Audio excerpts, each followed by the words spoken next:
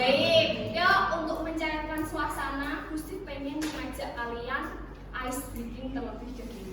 Oke? Saya minta kalian semua berdiri. Yuk, berdiri. Berdiri ya. Ya, berdiri. Ini spidol ini naik turun, jauh dekat, muter-muter. Oke,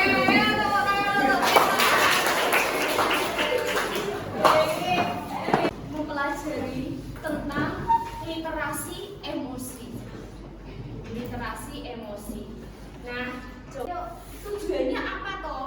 Dari layanan BK yang Gusti berikan tentang literasi emosi, tujuannya agar anak-anak bisa mengenali dan memanajemen emosi yang dirasakan anak-anak.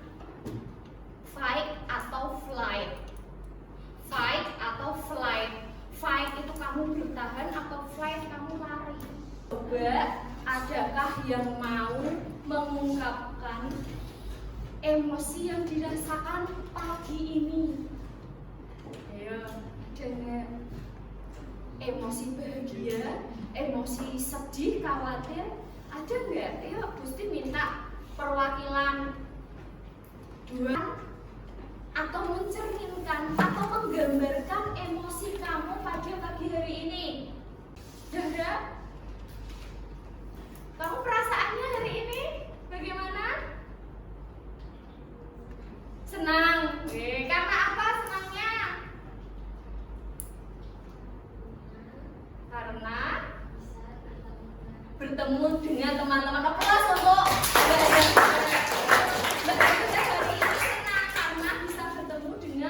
teman-teman. Rendra, ketahui tentang emosi apa? Emosi adalah ungkapan seseorang jika ada rasa cemas atau senang atau bahagia. Berarti emosi adalah apa yang dirasakan seseorang ya, bisa senang maupun cemas, sedih gitu ya. Oke, kita beri aplaus untuk Anda. Nah ini, apa itu literasi emosi? Literasi emosi adalah kemampuan seseorang untuk mengenali, memahami, mengekspresikan, dan mengelola emosi sendiri maupun orang lain secara sehat dan tepat. Ini merupakan bagian penting dari kecerdasan emosional yang bukan hanya bagaimana perasaan bekerja, tetapi juga bagaimana kita dapat menanggapi dengan cara yang membangun. Nah, tadi Gusti sudah merespon sesuatu itu dengan cara yang sehat dan membangun. Ketika kita punya permasalahan sesuatu, kalau kita tidak mempunyai literasi emosi atau kita tidak bisa memanajemen emosi dengan baik, bahkan ekstrimnya kita bisa menyakiti diri kita sendiri, tidak hanya menyakiti diri orang lain saja, anak sendiri.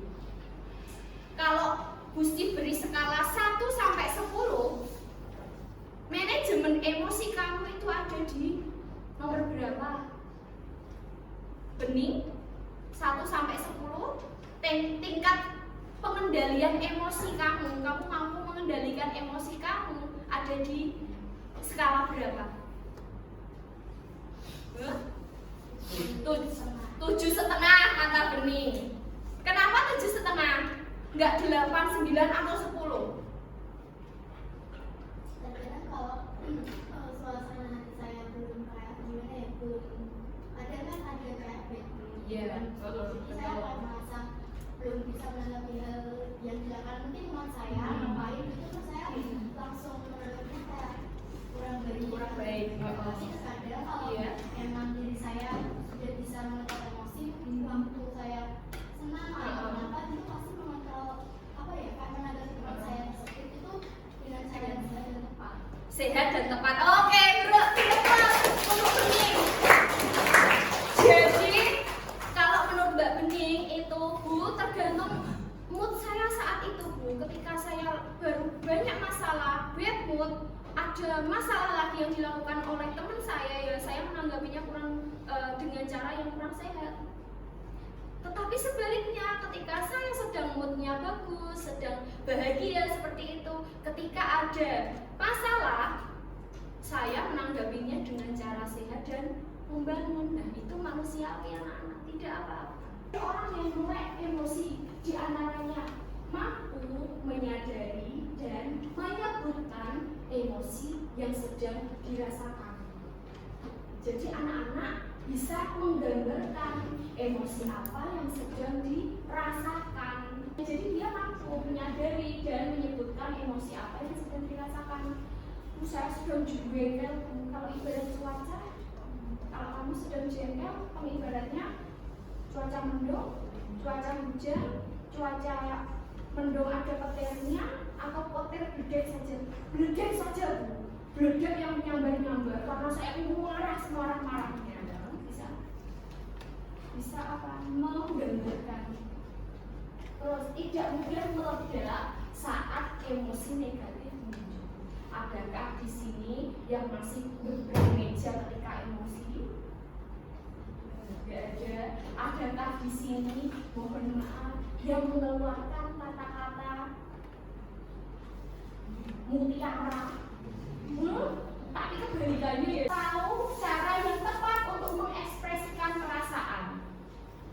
Jadi kita punya kemampuan ketika kita bahagia. Oh, apa ekspresi yang tergambar di dalam wajah kita?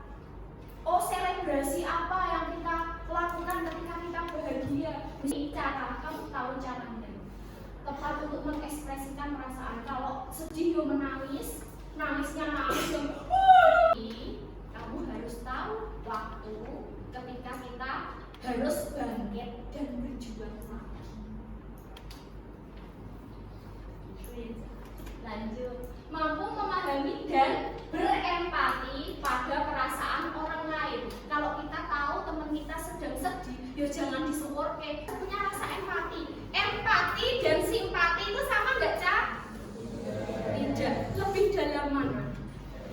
Empati atau simpati? Empati. Kalau simpati itu yang sabar ya selesai. Kalau empati, saya merasakan apa yang kamu rasakan.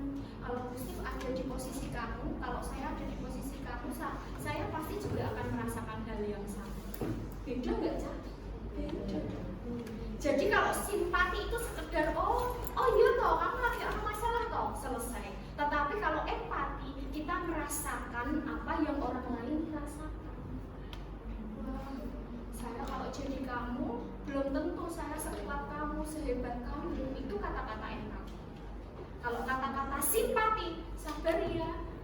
Nanti juga lama-lama selesai masalahmu. Roda emosi. Di sini, nah ini 8 emosi dasar. Ini dasar banget ya. Setiap hari kita rasakan ya. Emosi dasar yang setiap hari kita rasakan. Joy, kebahagiaan. Nah, kita bahagia. Siapa yang umurnya 0 sampai ini berapa anak? 13, 14 tahun belum pernah merasakan kebahagiaan. Tunjuk jari, sedih tuh. Tidak toh? Pasti pernah merasakan bahagia toh? Terus percaya, trust, kepercayaan. Anak-anak pernah merasakan kepercayaan kepada seseorang? Bestiku. Anak-anak, ada yang tidak pernah merasakan ketakutan? Surprise, terkejut. Pernah? Biasanya apa yang membuat anak-anak terkejut? Apa dia? Sesuatu hal apa yang membuat kamu terkejut? Rani. Ya. Misalnya apa?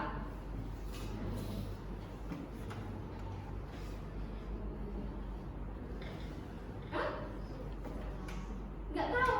Kamu terkejut itu apa? Oh, tiba-tiba sampai rumah ada kejutan. Pas ulang tahun saya diberi surprise sama teman saya. Happy birthday to you. Kayak gitu. Pernah nggak, Cak? Sama orang tua pernah nggak? Kejutan. Rasanya gimana? Kayak salting, berbunga-bunga itu kan kayak kamu terkejut? Ya enggak? Oh, tiba-tiba ada dia tuh lewat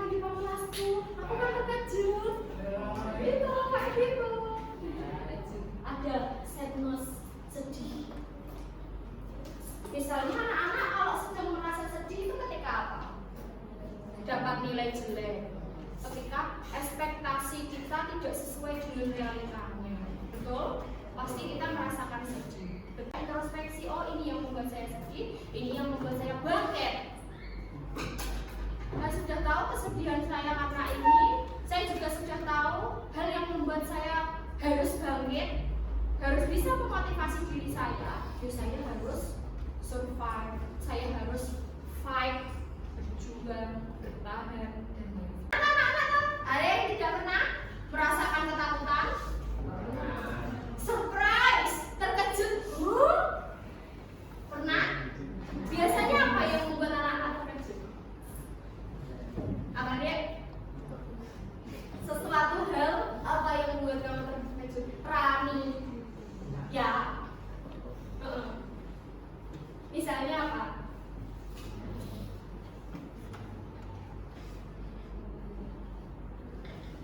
Hah? Nggak tahu. Kamu terkejut itu apa? Oh, tiba-tiba sampai rumah ada kejutan. Pas ulang tahunku tuh, saya diberi surprise sama teman saya. Happy birthday to you. Kayak gitu. Pernah nggak, Cak? Sama orang tua pernah nggak? Kejutan. Rasanya gimana? Kayak salting, berbunga-bunga itu kan kayak kamu terkejut. Ya enggak? Oh, tiba-tiba ada dia, Bu. Lewat di depan kelasku, aku kan terkejut. Itu kayak gitu. Ada sadness, sedih. Misalnya anak-anak kalau sedang merasa sedih itu ketika apa? Dapat nilai jelek. Ketika ekspektasi kita tidak sesuai dengan realitanya. Betul? Pasti kita merasakan sedih. Introspeksi, oh ini yang membuat saya sedih, ini yang membuat saya bangkit. Saya sudah tahu kesedihan saya karena ini, saya juga sudah tahu hal yang membuat saya harus bangkit, harus bisa memotivasi diri saya. Ya, saya harus survive, saya harus fight, berjuang, bertahan, dan lain-lain. Ada yang tidak pernah merasakan ketakutan? Surprise, terkejut, pernah? Biasanya apa yang membuat anak-anak terkejut? Apa dia? Sesuatu hal apa yang membuat kamu terkejut? Rani, ya. Misalnya apa?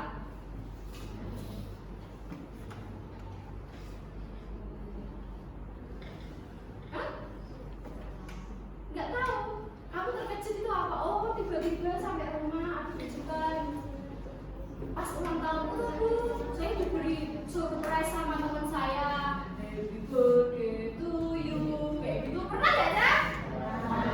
Sama orang tua pernah nggak? Rasanya gimana? Kayak salting, berbunga-bunga itu kan kayak kamu terkejut.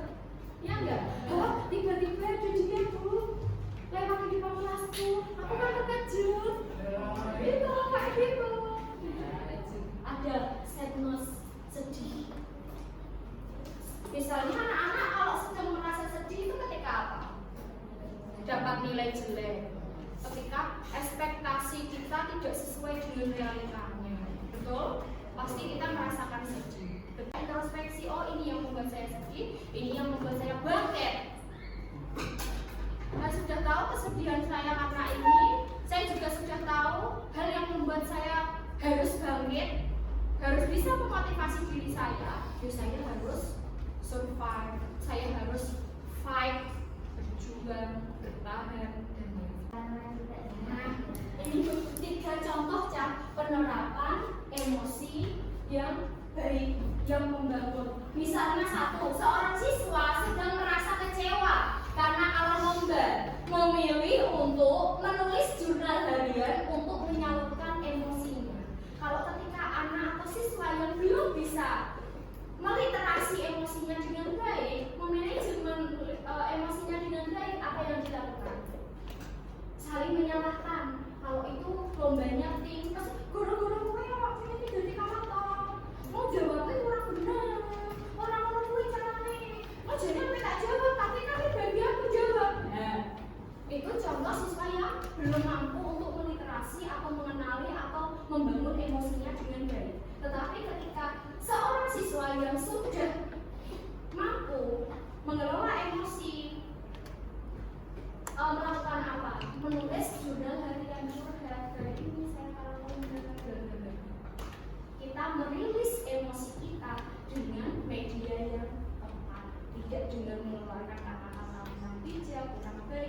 marah-marah.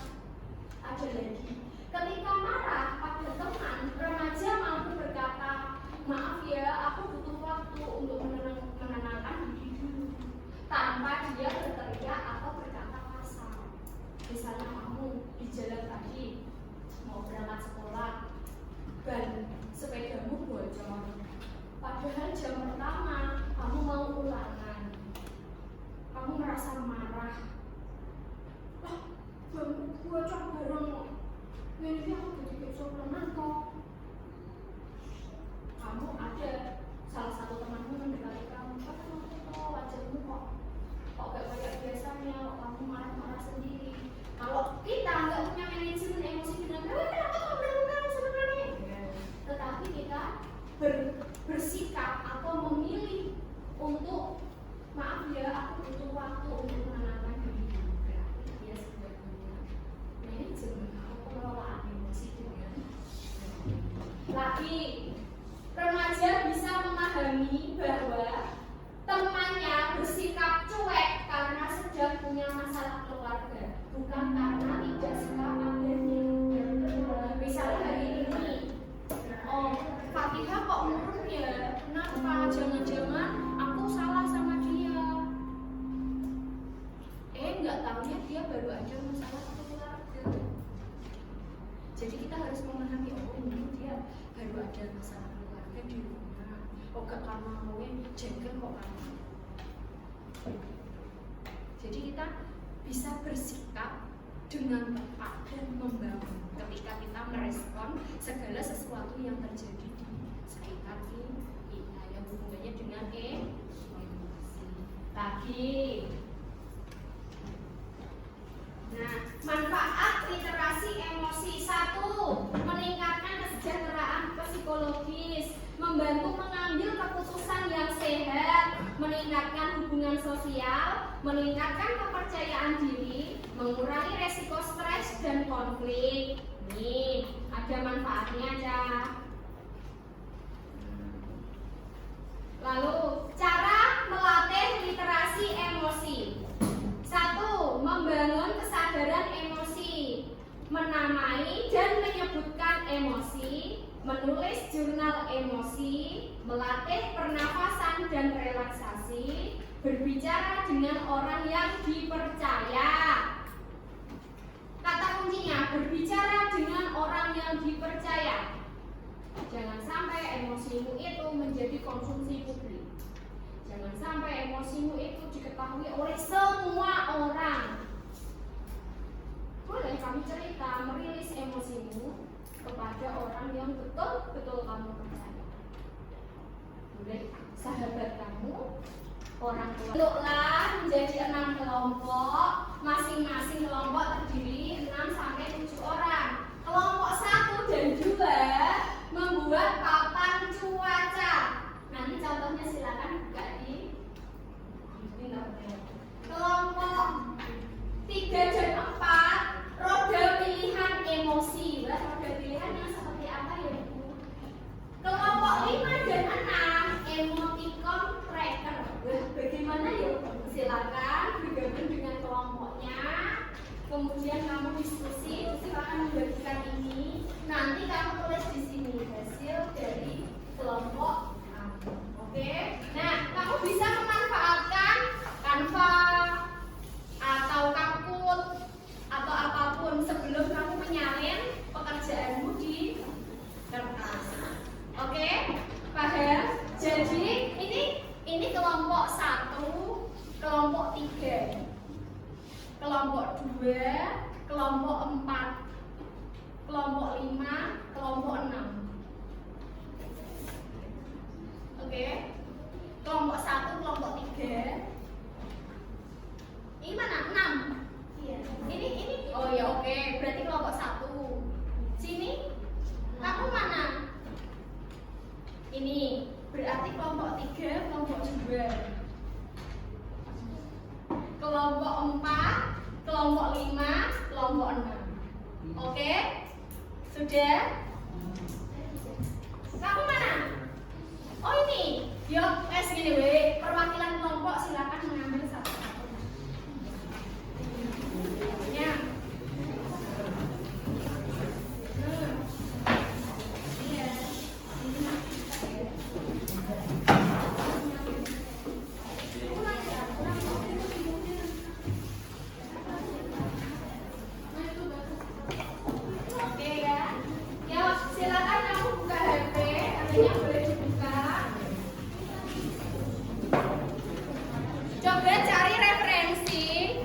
boleh melalui Pinterest, boleh melalui Google atau dan lain sebagainya. Kelompok 1 dan 2, papan cuaca emosi. Jadi papan cuaca yang seperti apa? Tadi Gusti sudah menyinggung sedikit. Papan cuaca misalnya ibarat perasaanmu itu seperti awan. Awan yang bagaimana? Oh, awan yang dengan petir, awan yang dengan rintik hujan. Matahari itu simbolnya apa? Kalau mendung itu simbolnya apa? Kalau hujan simbolnya apa? Gitu ya. Nanti yang tidak paham boleh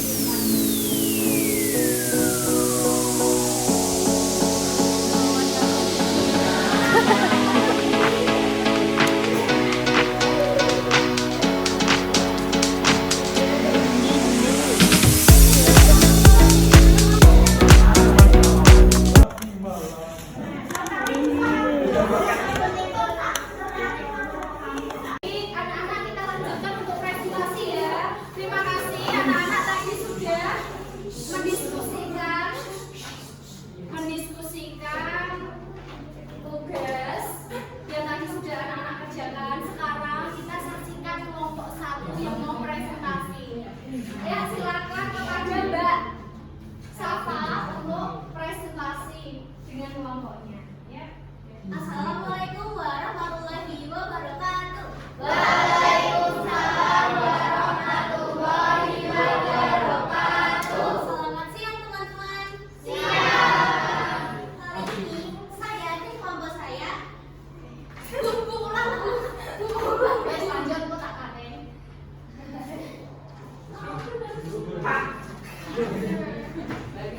Assalamualaikum warahmatullahi wabarakatuh. Waalaikumsalam warahmatullahi wabarakatuh. Selamat siang teman-teman. Siang. Hari ini kami akan mempresentasikan tugas PKJ Gustif tentang pengendalian emosi. Di sini kami membuat roda pilihan emosi untuk membantu mengontrol dan memahami emosi kita. Roda pilihan emosi ini berisi berbagai macam emosi yang bisa kita pilih sesuai perasaan kita saat ini. Dengan menggunakan roda ini, kita bisa lebih mudah memahami emosi yang kita rasakan, lalu mencari cara yang tepat untuk mengendalikannya. Emosi senang. Akhir-akhir ini saya merasa senang karena saya telah berhasil menyelesaikan PTS dengan usaha yang maksimal.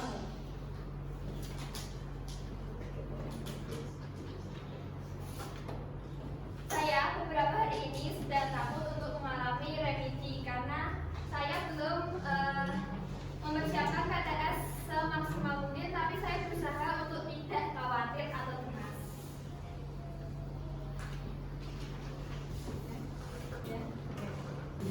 Sekian presentasi dari kami. Mohon maaf bila ada kekurangan atau salah kata. Sekian. Wassalamualaikum warahmatullahi wabarakatuh.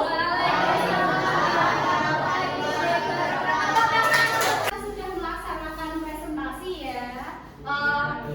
Saya ingin anak-anak mengungkapkan apa yang anak-anak rasakan setelah tadi kita mempelajari tentang literasi emosi. Anak-anak juga sudah presentasi hasil dari kelompoknya. Ya, salah satu saya ingin mendengarkan perasaanmu setelah mendapat layanan ini. Ya, Kafa. Iya, maju sini. Ya. Bagaimana perasaanmu? Senang terus?